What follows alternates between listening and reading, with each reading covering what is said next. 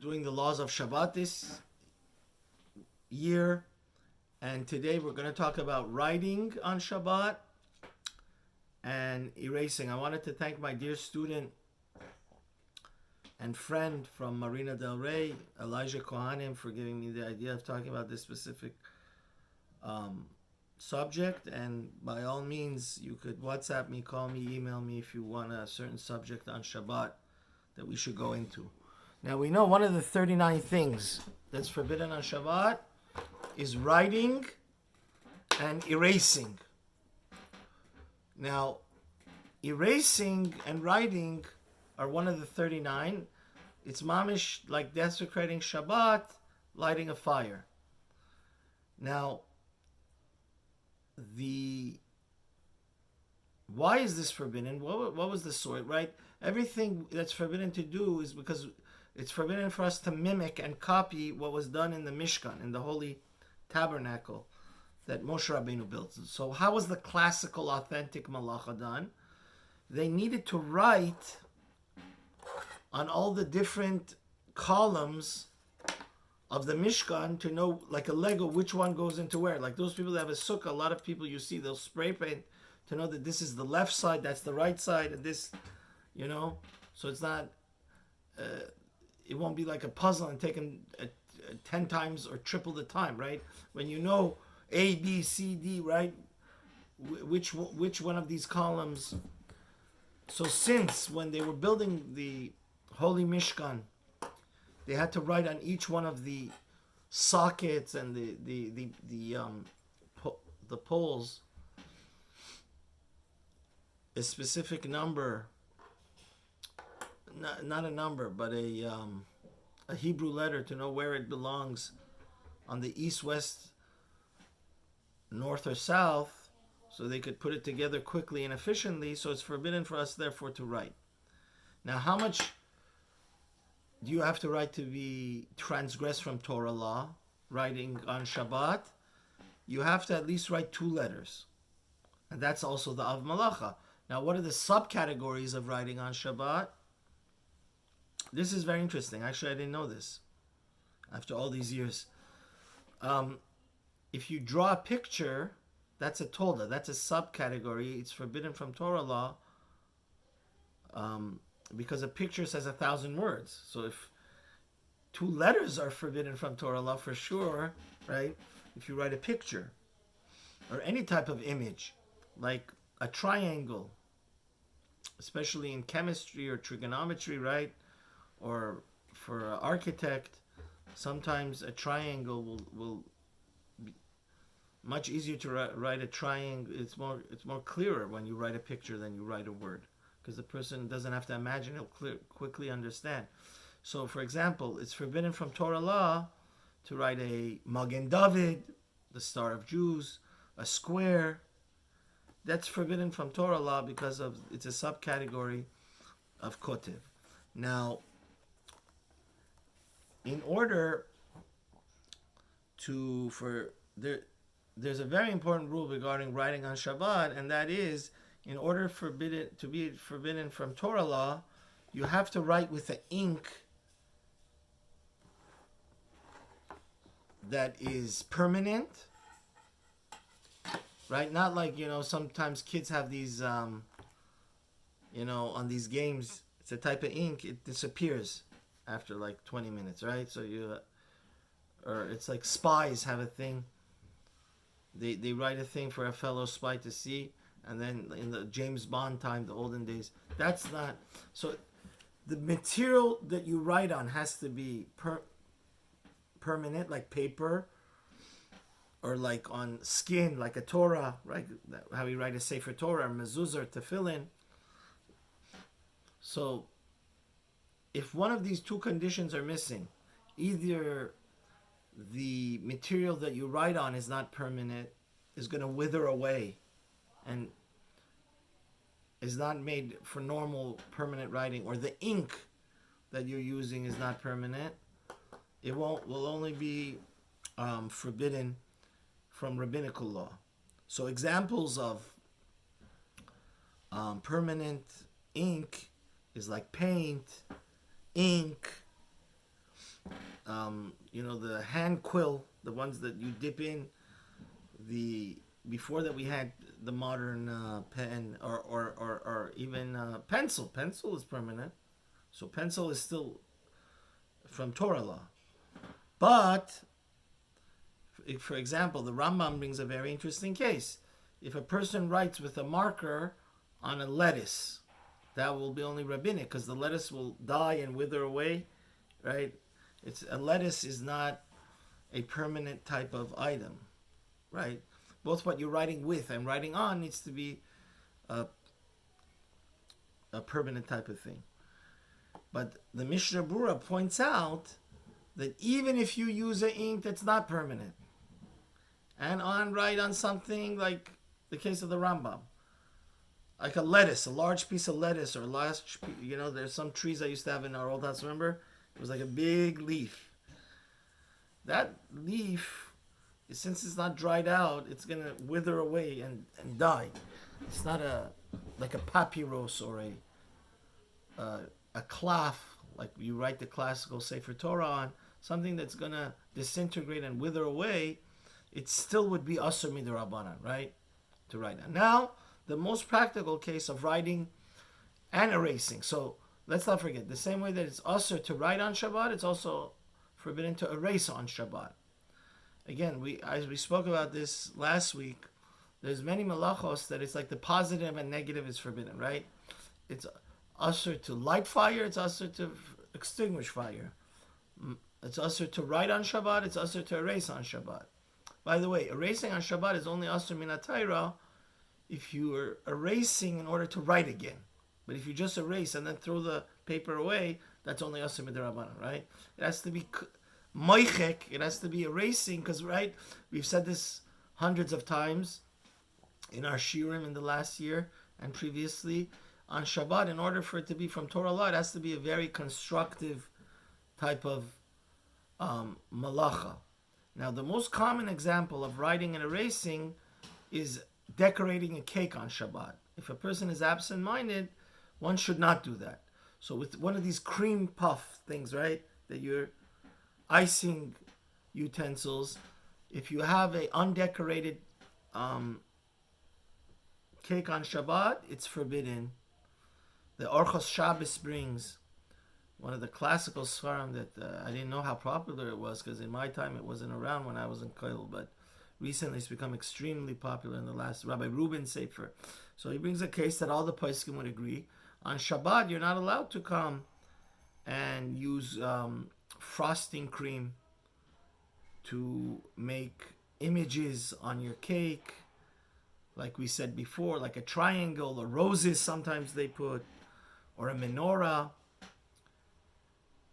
because, and for sure it'd be forbidden to write somebody's name. It's like somebody's name on Shabbat, using one of those cream puff writers, it would be forbidden to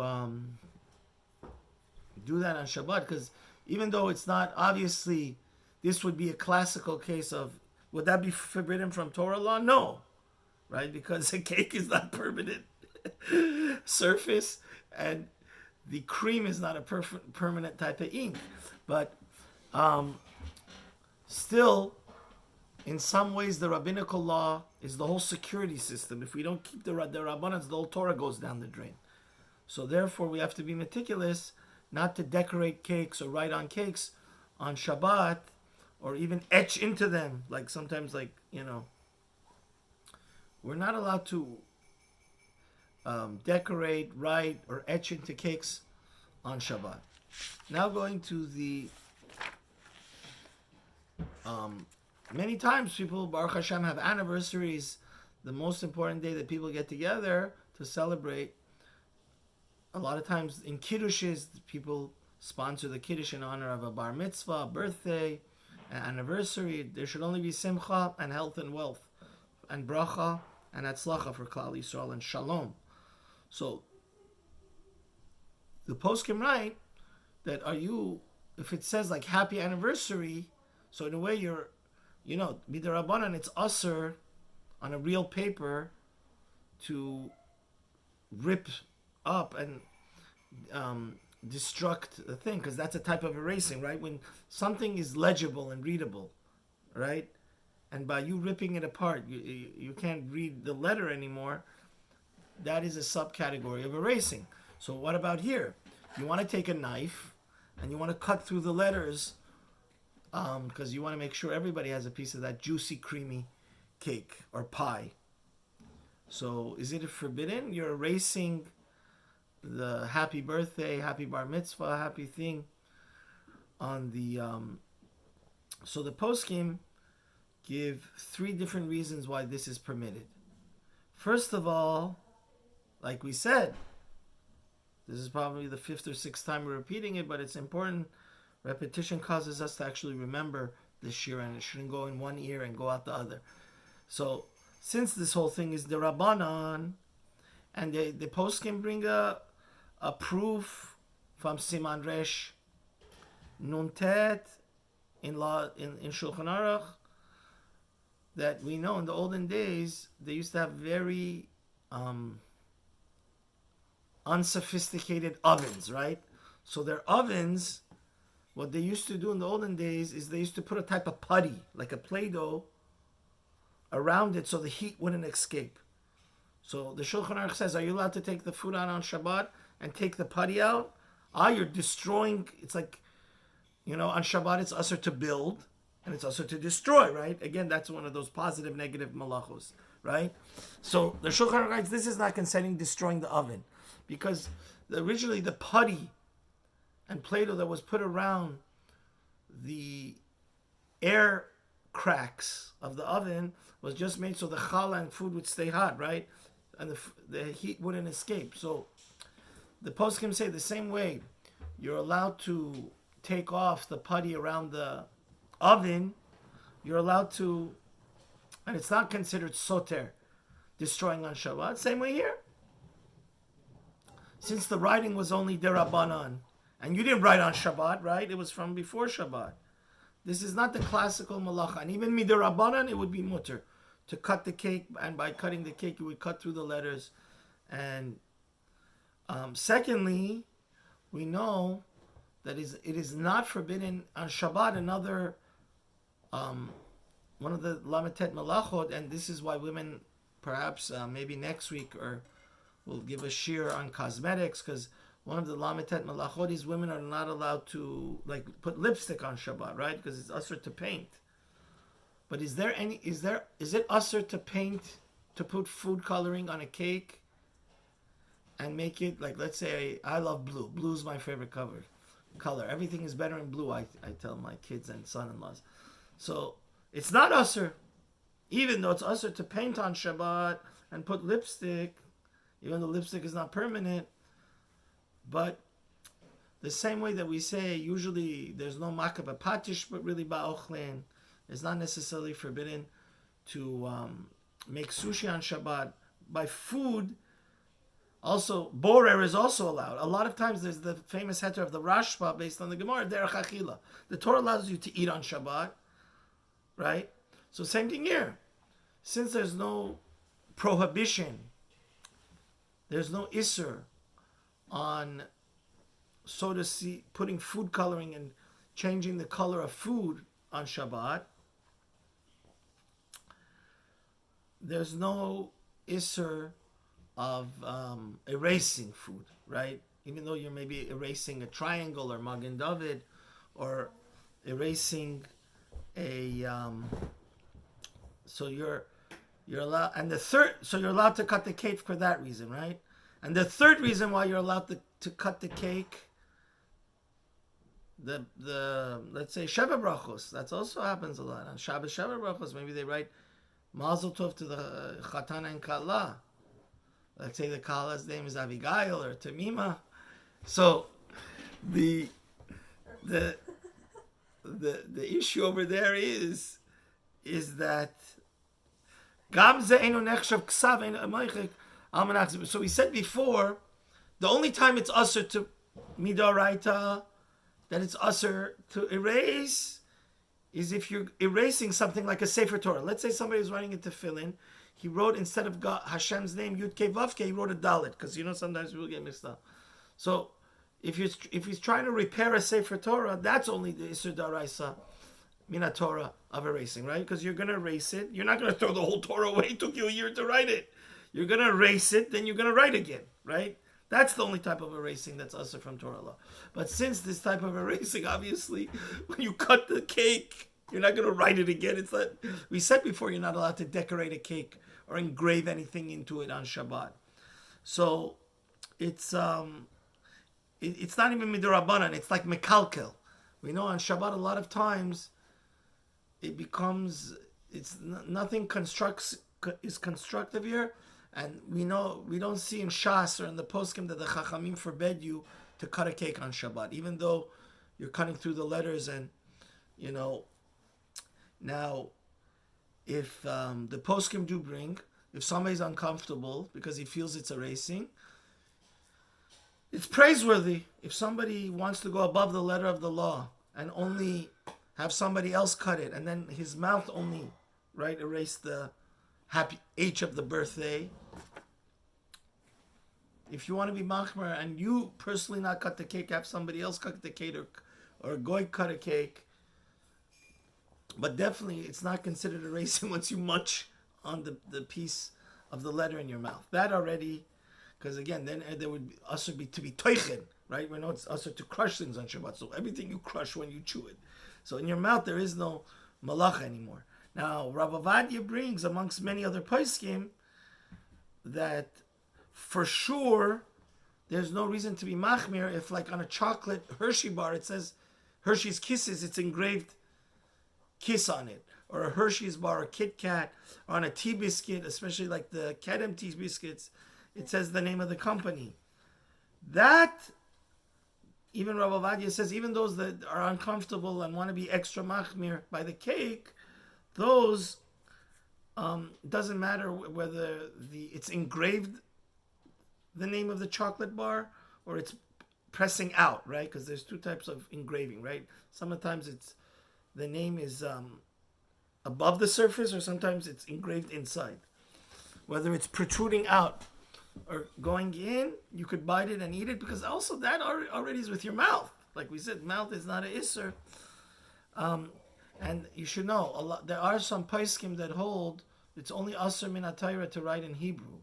There is such a sheet in the poskim. So for sure, if it's written in English, and it's not, some hold that really asur min hatayra is only if you write in ksav ashuris, not handwriting Hebrew, but only the ktav of the Sefer Torah. So since we don't paskin like those shitot, but you can enjoy your par of Kit Kat or your tea biscuits that have engravings on it, and Hashem should give everybody a wonderful Shabbat. Every Shabbat at the Shabbat table, we should say at least one or two laws of Shabbat. Baruch Hashem, I've been doing it for almost 25 years, and you wouldn't imagine if every Shabbat, by every meal, you do two halachot. Each drop, it becomes like a big. I finished like maybe 5-6 different svarim over the years on laws of Shabbat. So in the honor of keeping our Shabbat, Hashem should keep all our soldiers and Eretz Yisrael and all the Jews of the world safe. Amen.